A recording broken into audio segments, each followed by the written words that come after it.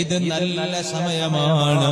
ലൈലത്തുൽ ഖദ്ർ ഏറ്റവും കൂടുതൽ പ്രതീക്ഷിക്കാൻ പറ്റിയ അവസാനത്തെ 10 അവസാനത്തെ ഒറ്റപ്പെട്ട രാവുകളിൽ പ്രധാനപ്പെട്ട രാവ് 25-ാം രാവിലല്ലേ.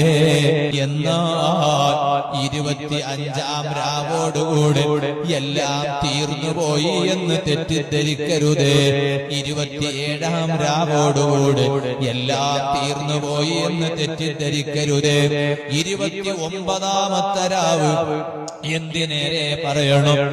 നാളെയാണ് റമദാൻ അവസാനത്തെ ദിവസമെങ്കിൽ ഇന്നത്തെ രാവിൽ പോലും ആ രാവ് ഉപയോഗപ്പെടുത്താൻ മടി കാണിക്കരുത്.